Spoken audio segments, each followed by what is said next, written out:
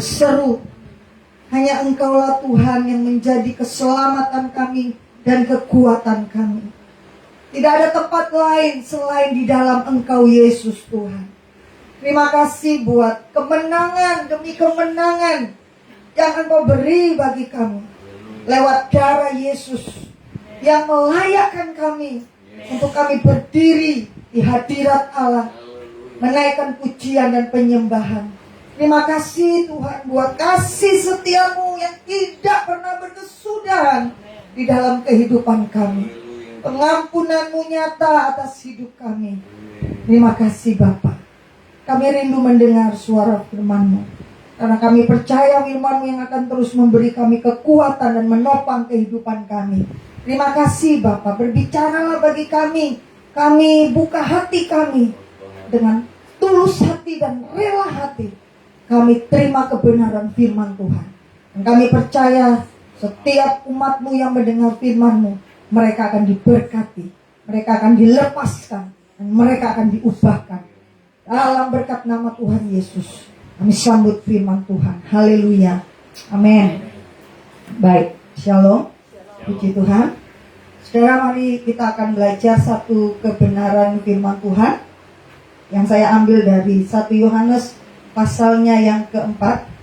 1 Yohanes pasalnya yang keempat, kita akan baca ayatnya yang ke-7. 1 Yohanes pasalnya yang keempat, ayatnya yang ke-7 sampai ayatnya yang ke-10 kita baca. 1 Yohanes pasal 4 ayat ke-7 sampai ayatnya ke-10 ya. Lembaga Alkitab Indonesia memberi perikop Allah adalah kasih. Tapi saya memberikan judul khotbah saya hari ini yaitu saling mengasihi. Firman Tuhan, mari kita akan baca bersama-sama saudara 1 Yohanes pasal 4 ayat 7 sampai ayatnya yang ke-10. 1, 2, 3.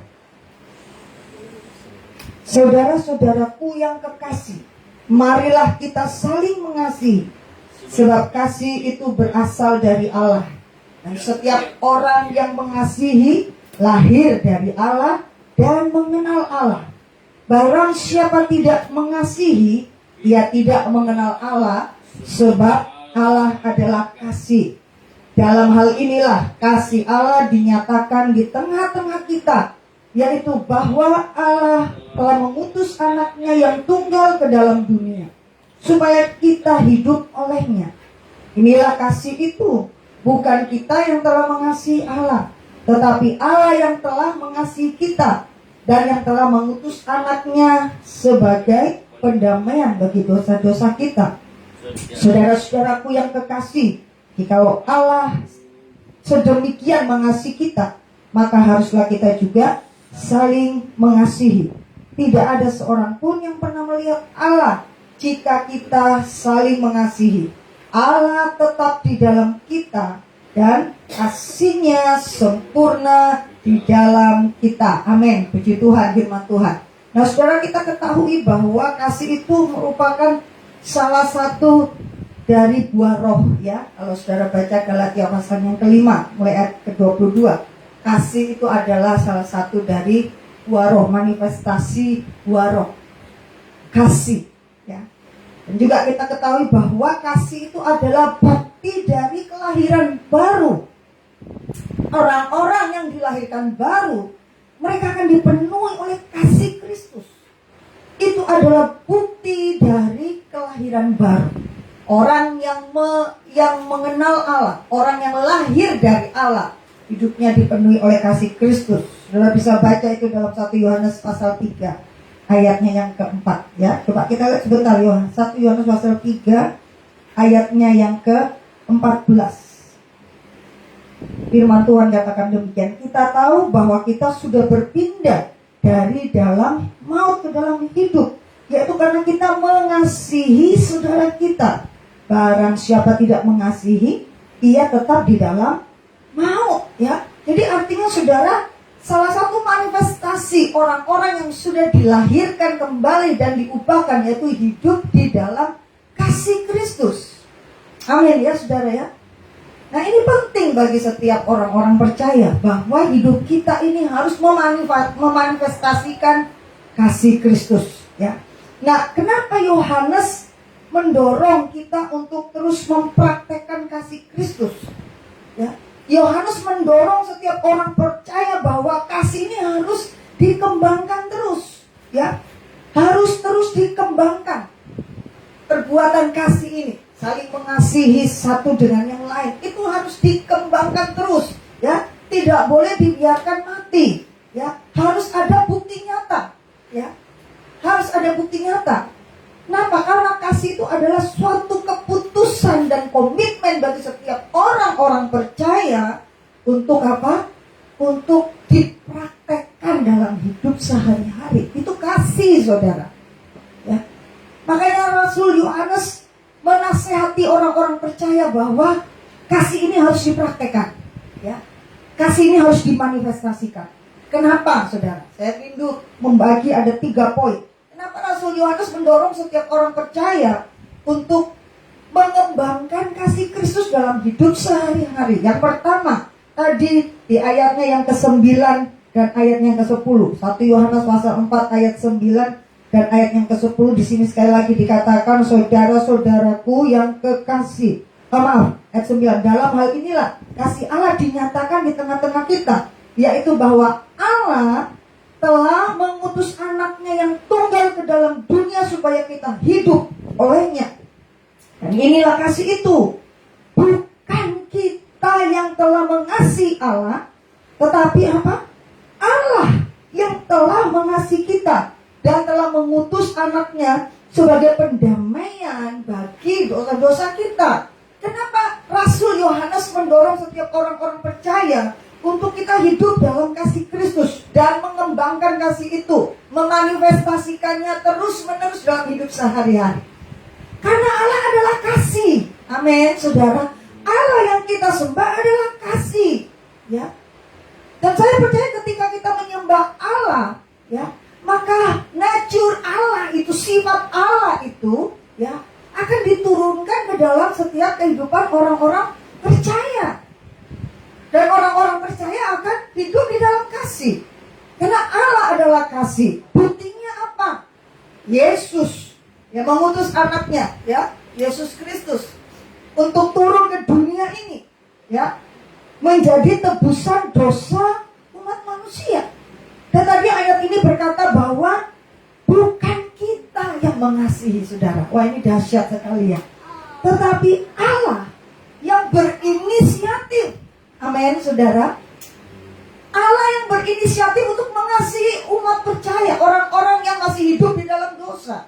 Saudara, sebelum kita mengenal Yesus Kristus, sebelum Yesus turun di dunia ini, datang ke dunia ini, semua manusia hidup di dalam dosa, saudara.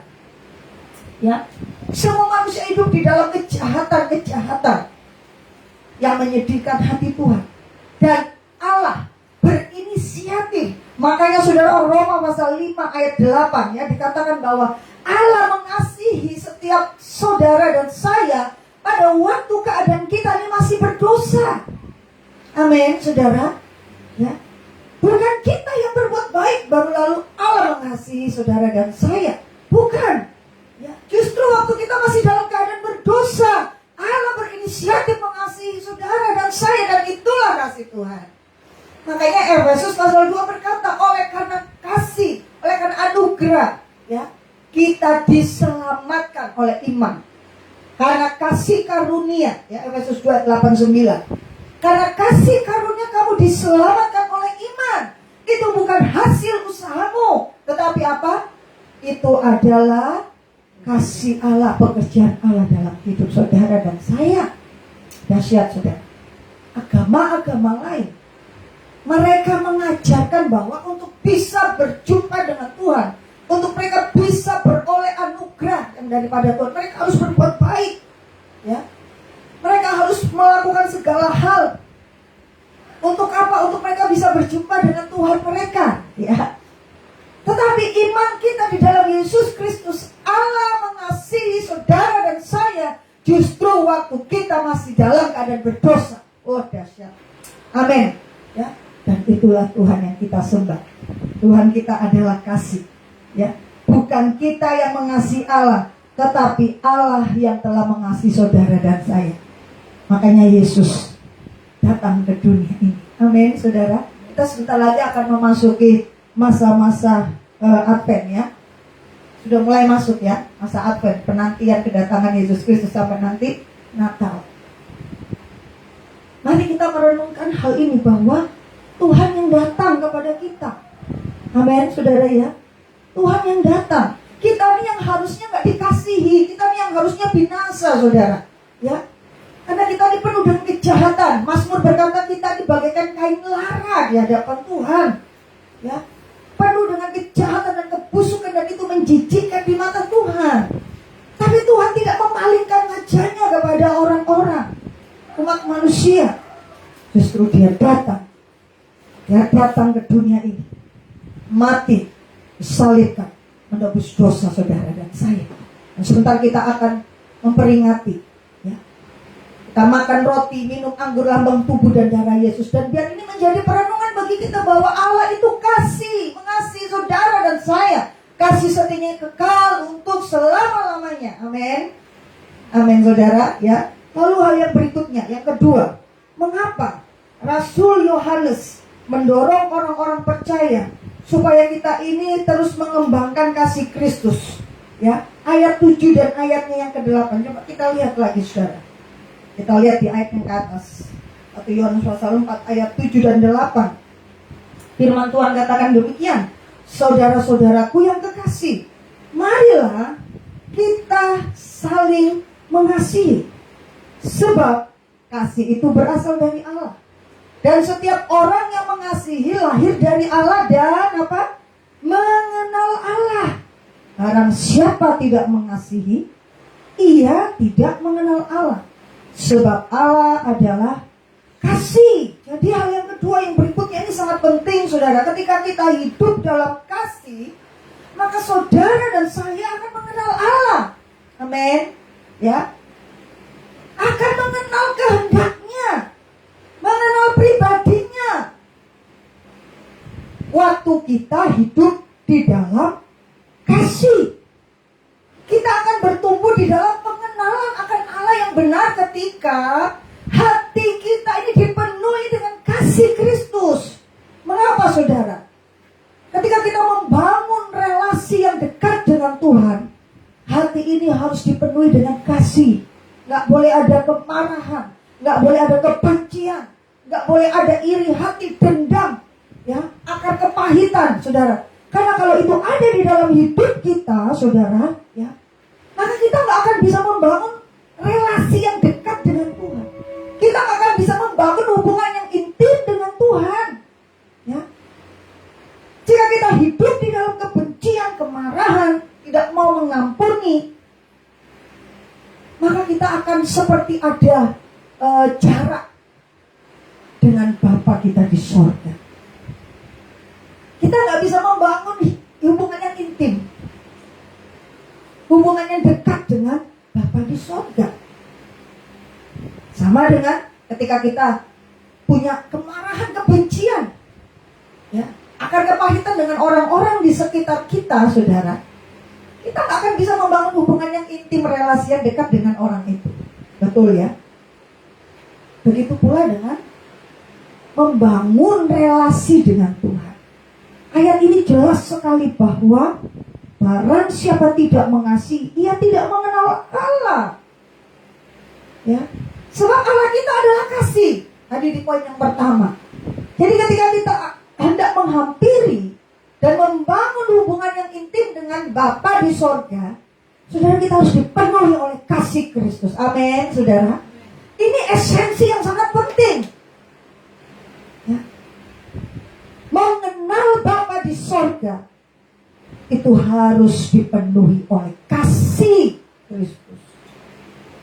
Kita bisa memahami kehendaknya, kita bisa mengenal jalan-jalannya, pikiran-pikiran Tuhan, ketika hidup ini dipenuhi oleh kasih Kristus. Ya. Kebencian, kemarahan, pertikaian itu adalah bukti bahwa sebetulnya orang-orang itu bukan berasal dari Bapa. Dia belum lahir dari Bapa, tetapi dia adalah anak-anak dari si jahat. Mengapa? Karena setan, si jahat itu, ya, yang memberikan kebencian, yang menabur kebencian, yang menabur kemarahan, yang menabur dendam, ya. Sehingga saudara, kalau kita lihat di sana sini, kalau ada masalah, ya, ada huru hara, saudara, ya, ada pertikaian, saya yakin sekali itu bukan dari kasih Kristus. Betul, ya? Ya, itu pasti bukan dari kasih Kristus. Kalau ada pertikaian, ada huru hara, ada demo, ya saudara, ya, itu pasti bukan dari kasih Kristus. Mengapa? Karena kasih Kristus itu adalah kasih yang penuh dengan pengampunan. Amin. Kasih Kristus, kasih yang mau memaafkan. Kasih Kristus adalah kasih yang tidak ingin satu sama lain saling tersakiti. Itu kasih Kristus, saudara. Sekali lagi, kalau ada huru hara, ada hal-hal yang penuh dengan pertikaian, pertumpahan darah, ya, itu bukan berasal dari kasih Kristus, tapi dari si jahat. Nah, anak-anak Tuhan disuruh atau dinasehati oleh Rasul Yohanes, hiduplah di dalam kasih. Karena ketika kita hidup di dalam kasih, maka kita ini bisa mengenal Bapa di sorga. Amin. Dan membangun hubungan yang intim dengan Bapa di sorga. Dan untuk menyatakan kasih Kristus kepada setiap orang-orang, ya, memang saudara, kita akan bayar harga. Kita akan bayar harga. Nggak bisa dipungkiri, ketika kita hendak memanifestasikan kasih Kristus kepada sesama kita, ya, di sekitar kita, di lingkungan kita, saudara, kita ini akan bayar harga. Ya. Nggak bisa dipungkiri, saudara. Ya. Ada hal-hal yang kita harus korbankan, saudara, ya. Mungkin perasaan kita, saudara, ya. Ketika kita hendak menyatakan kasih Kristus, kasih kita kepada sesama, ada orang-orang yang bisa salah terima. Betul, ya. Dan berbalik menuduh kita mungkin, ya, bahwa kita ini jahat lah, bahwa kita ini iri lah, bahwa kita ini bla bla bla, ya saudara, ya. Dan itu kadang-kala menyakiti hati kita, saudara, ya. Kita akan korban perasaan ketika kita hendak menyatakan kasih Kristus, ya. Kita akan mengalami korban. Ada hal-hal yang kita korbankan. Sekali lagi tadi, bisa korban perasaan, saudara. Ada orang-orang yang mungkin ketika kita hendak menyatakan kasih Kristus, mungkin lewat nasihat kita, ya, lewat perhatian kita, saudara, ya. Kadang-kala ada orang-orang yang gak terima, lalu mereka justru berbalik membenci kita. Kita akan korban perasaan, ya. Betul, ya saudara, ya. Bisa juga kita akan korban tenaga. Ketika Tuhan menyatakan firman-Nya kepada saudara dan saya, untuk mungkin kita berbuat kebaikan, berbuat kasih kepada orang-orang di sekitar kita, mungkin kita akan korban tenaga, saudara. Mungkin kita akan merasa capek, mungkin kita akan merasa lelah, ya. Tapi itulah kasih dan itulah pengorbanan, saudara, ya. Mungkin kita akan korban materi, harta benda, ya saudara, ya.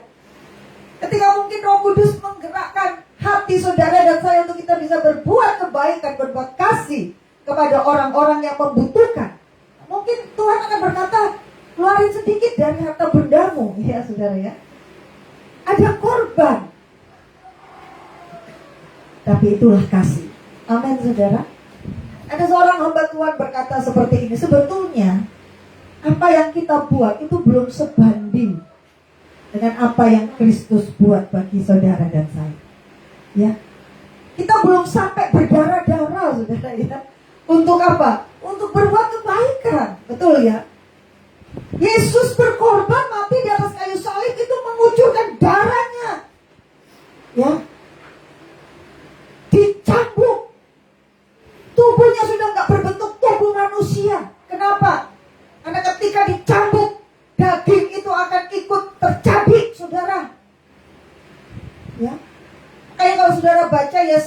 pasalnya yang ke-53. Sehingga orang memandangnya akan memalingkan wajahnya melihat penampilan Yesus, karena sudah tidak berbentuk seperti tubuh manusia. Satu kali cambukan, badan itu akan tercabik, daging itu akan tercabik penuh dengan luka-luka, memar, ya, berdarah-darah. Dari ujung rambut kepala dimahkotai mahkota duri sampai ke kaki, tidak ada yang mulus. Semuanya terluka, berdarah-darah. Dan itulah yang Yesus kerjakan buat saudara dan saya, menebus dosa-dosa saudara dan saya. Amin. Dan inilah yang dituntut dari hidup kita. Sebagai apa? Sebagai cinta kasih kita membalas pengorbanan Yesus. Kalau kita hidup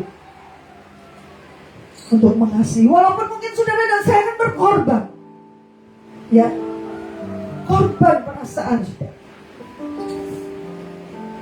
Memang kita untuk mencari Tuhan itu harus korban saudara, ya. Tapi kita belum sebanding dengan apa yang Yesus lakukan.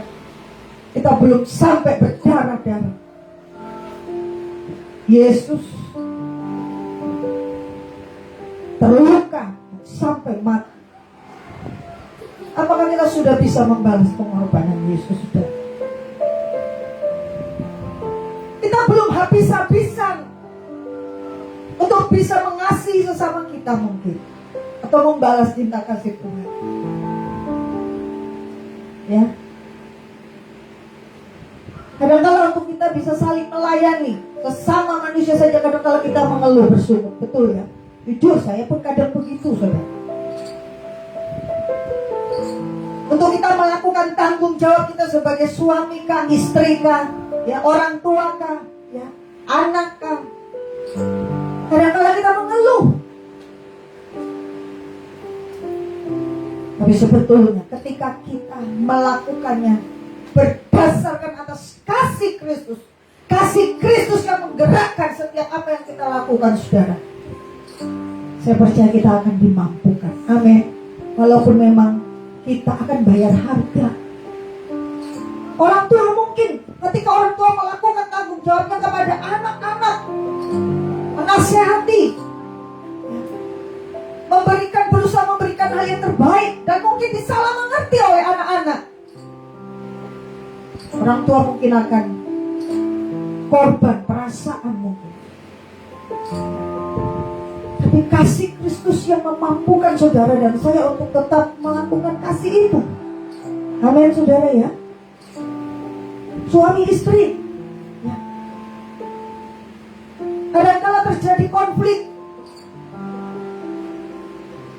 karena masing-masing satu malah memaksakan mungkin, atau berkata ini tanggung jawab saya, itu tanggung jawabmu. Saling melempar tanggung jawab mungkin, ya. Dan sampai akhirnya menimbulkan kemarahan satu sama lain, saudara ya. Tapi kalau ada kasih Kristus, saudara, kalau ada kasih Kristus, itu gak akan bertahan lama, saudara. Konflik itu biasa, saudara, ya. Perbedaan pendapat itu biasa. Tapi yang terpenting bagaimana kasih Kristus yang menyelesaikan semuanya. Amin, saudara. Untuk kita cari Tuhan saja kadang-kala memang gak mudah. Apalagi kalau tempat tinggal jauh dari tempat ibadah, gak mudah memang, saudara. Tapi kita memang harus belajar berkorban, saudara. Amin, saudara ya. Harus belajar berkorban. Dan itulah kasih Kristus, saudara. Kadang-kala saudara saya juga berkata, Tuhan, ampuni saya.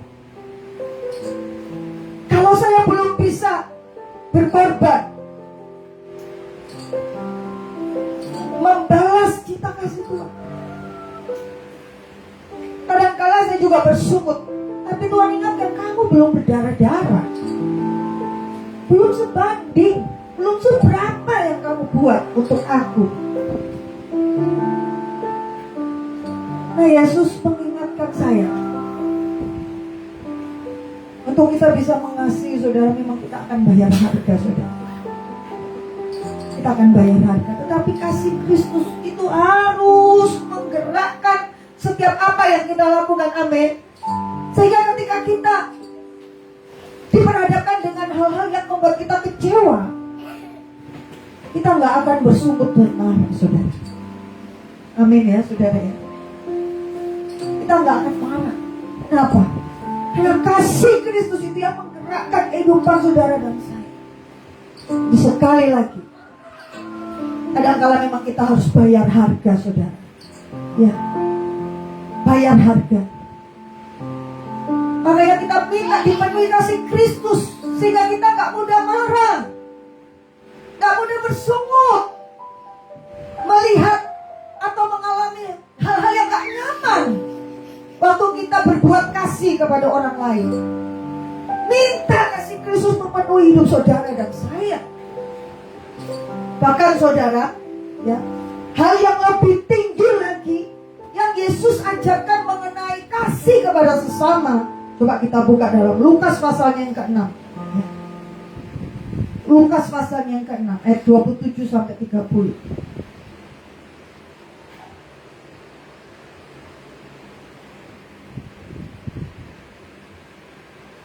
LAI memberi perikop di situ jelas. Kasihilah apa? Musuhmu. Ayat 27. Tetapi kepada kamu yang mendengarkan aku berkata, kasihilah musuhmu, berbuatlah baik kepada orang yang membenci kamu, mintalah berkat bagi orang yang mengutuk kamu, berdoalah bagi orang yang mencaci kamu. Barang siapa menampar pipimu yang satu, berikanlah juga kepadanya pipimu yang lain. Dan barang siapa yang mengambil jubahmu, biarkan juga ia mengambil bajumu. Berilah kepada setiap orang yang meminta kepadamu, dan janganlah meminta kembali kepada orang yang mengambil kepunyaanmu. Ini lebih tinggi lagi, saudara, perintah ini, ya, untuk kita bisa mengasihi sesama kita. Bahkan Yesus mengajarkan, kasihilah musuhmu. Mengasihi musuh itu adalah keistimewaan, saudara, ya. Hal yang sangat istimewa dari setiap anak-anak Tuhan. Amin. Hanya anak-anak Tuhan yang dipenuhi oleh kasih Kristus yang sanggup mengasihi musuhnya. Amin, saudara. Dunia mengajarkan, kasihilah orang yang mengasihi kamu, tapi bencilah orang yang membenci kamu. Tapi Yesus datang membawa perintah yang baru. Kasihilah musuhmu. Kalau kita mengasihi orang yang mengasihi kita juga mudah, saudara. Gak perlu kita bayar harga. Tapi untuk bisa mengasihi musuh kita, artinya orang-orang yang selalu menyakiti hati kita, selalu mencari masalah dengan kita, Yesus berkata, kasihilah. Dari Lukas pasal 6 ayat 27 sampai 30 ini, saudara, ada 3 perwujudan kasih kita terhadap musuh kita yang Yesus ajarkan. Seperti ayat yang kita sudah baca tadi. Yang pertama, dikatakan di ayat yang ke-27 bagian B, aku berkata kepadamu, kasihilah musuhmu, berbuat baik kepada orang yang membenci kamu. Ya. Berbuat baik, saudara, kepada orang yang membenci saudara. Amin, saudara. Kalau kita mau mengasihi musuh kita, di sini disampaikan berbuat baik kepada mereka. Justru kita tidak berbuat kejahatan, ya. Dan memang secara manusia nggak mudah, saudara, ya. Nggak mudah. Kita berbuat baik kepada orang yang selalu menjengkelkan kita, yang selalu menyakiti kita. Wah, nggak mudah memang, saudara. Ya, istri-istri terus berbuat baik kepada suami yang mungkin terus maki, terus pukul, ya. Tapi Yesus bilang berbuat baiklah. Tidak mudah memang saudara ya. Atau suami-suami terus berbuat baik kepada istri yang mungkin selalu cerewet, selalu maki ya. Tidak mudah memang saudara. Tapi Yesus mengajarkan, berbuat baiklah. Orang tua terus berbuat baik kepada anak-anak yang keras kepala, kepala batu, yang selalu banyak menuntut ini dan itu. Tidak mudah saudara. Tidak mudah. Tapi Yesus berkata, berbuat baiklah kepada mereka. Terus berbuat baik. Justru tidak boleh balas apa yang sudah mereka buat terhadap kita. Nggak boleh balas.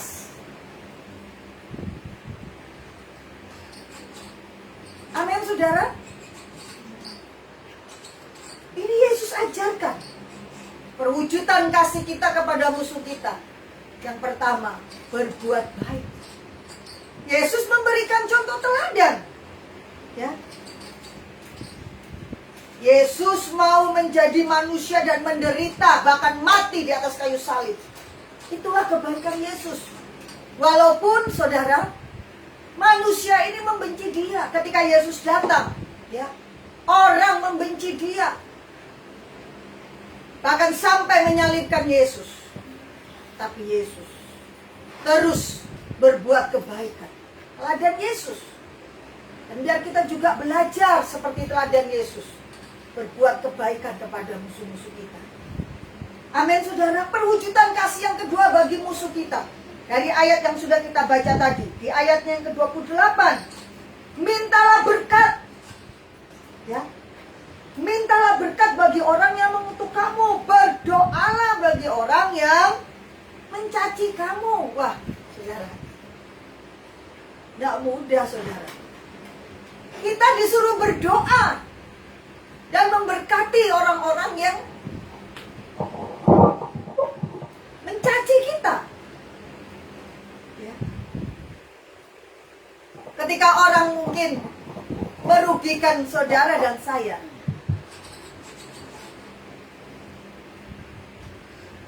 firman Tuhan berkata, berkati dan doakan.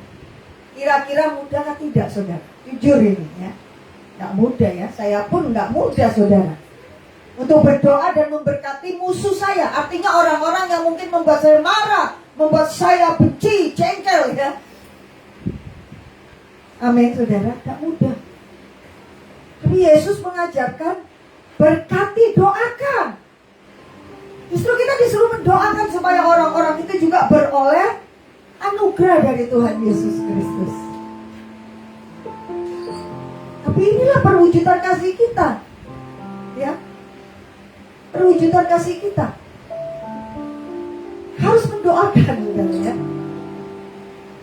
Orang tua jangan capek berdoa buat anak. Sekalipun anak ini masih kepala batu, keras kepala, menjengkelkan. Terus berdoa. Doakan terus, berkati anak-anak kita. Walaupun rasa-rasanya kita orang tua ini tidak sanggup, tapi firman Tuhan berkata, doakan, berkati. Istri-istri yang sampai saat ini bergumul untuk para suami, ya, yang terus menjengkelkan, membuat marah. Bahkan sampai diubun-ubun mungkin ya. Bahkan sampai akar kepahitan ya. Firman Tuhan berkata, berkati. Amin. Doakan terus. Doakan bukan dengan kemarahan, tapi dengan kasih Kristus. Sambil menangis di bawah kaki Tuhan, meminta belas kasihan Tuhan untuk pertobatan suami-suami. Para suami juga yang mungkin masih sampai hari ini bergumul untuk istri-istrinya, terus berdoa, berkati, sampai kasih Kristus dinyatakan dalam hidup.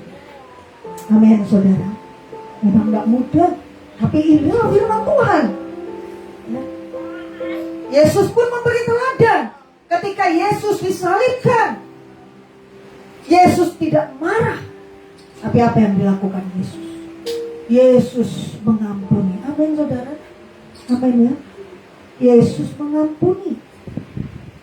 Bapa, ampunilah mereka, karena mereka tidak tahu apa yang mereka buat.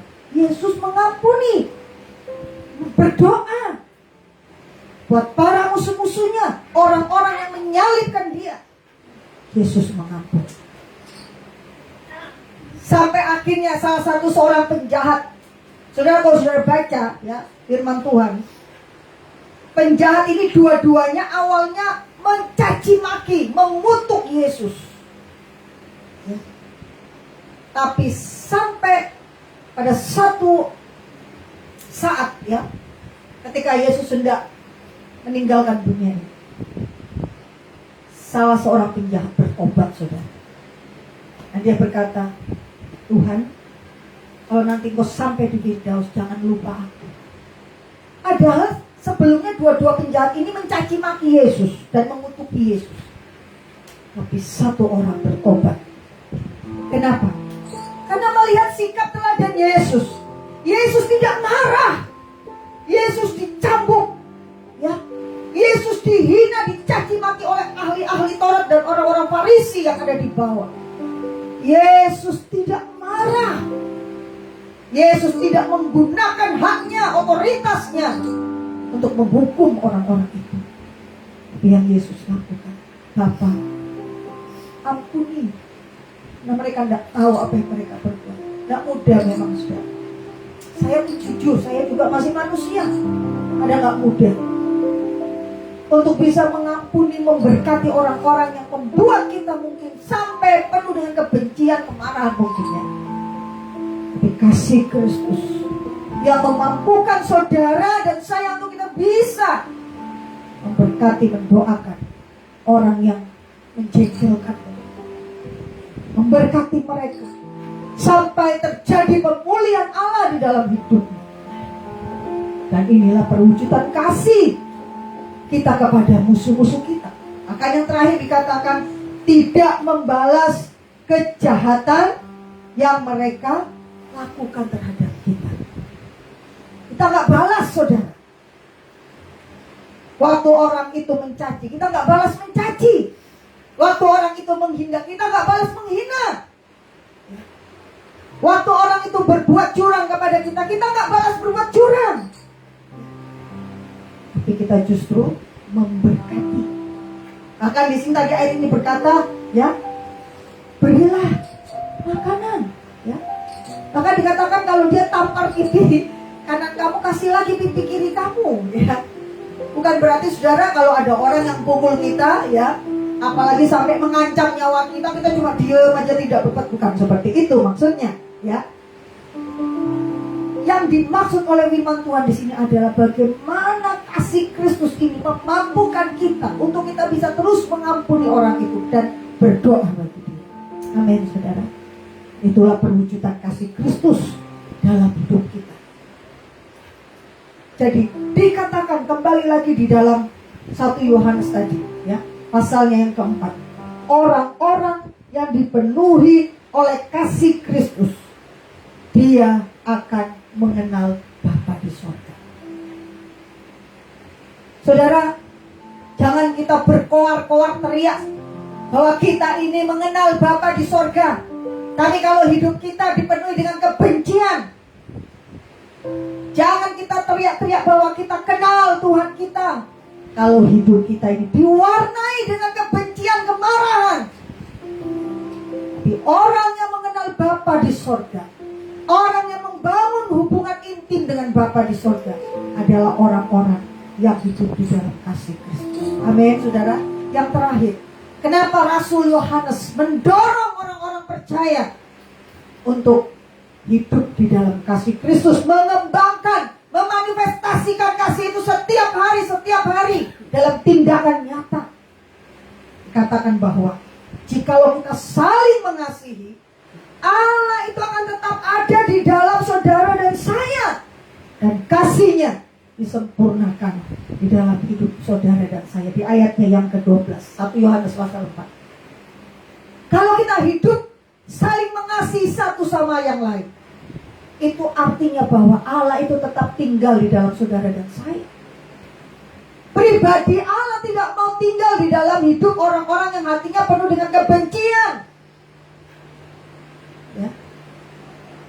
Pribadi Allah yang kudus, yang penuh kasih itu, yang gak betah tinggal di dalam hati orang-orang yang penuh dengan kemarahan, akar kepahitan, marah terhadap segala hal, marah terhadap siapapun, apalagi sampai marah kepada Tuhan. Wah, Roh Kudus tidak betah tinggal sama orang-orang yang seperti itu. Orang-orang yang hidup dengan akar kepahitan, mulutnya akan pedis, menyakiti banyak orang. Tingkah lakunya juga akan menyakiti, menjadi sandungan bagi banyak orang. Kenapa? Karena hatinya dipenuhi dengan kemarahan.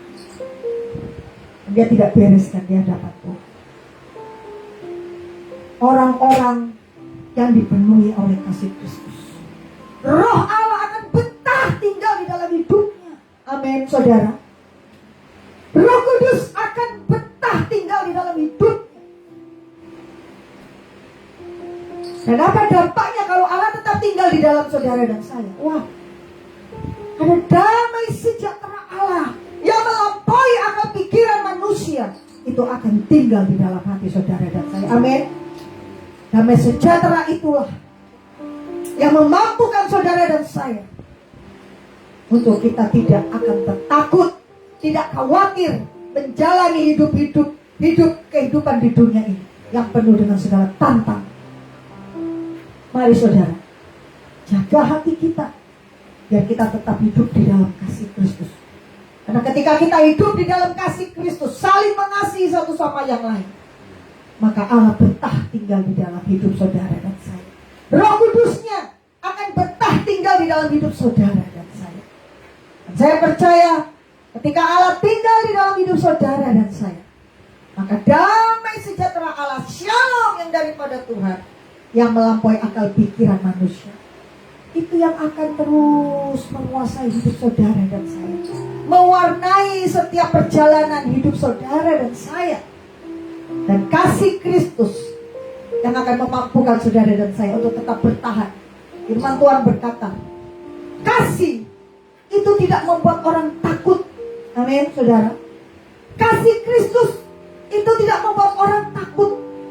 Banyak hari-hari ini orang takut akan masa depan, ya, khawatir akan hidup ini, akan apa yang dimakan, akan apa yang dipakai. Tapi kalau ada kasih Kristus di dalam hidup saudara dan saya, maka hidup kita akan dipenuhi dengan damai sejahtera Allah. Kenapa? Karena Roh Allah tinggal, Dia betah tinggal di dalam hidup saudara dan saya. Amin, firman Tuhan. Haleluya. Kita akan masuk di dalam doa.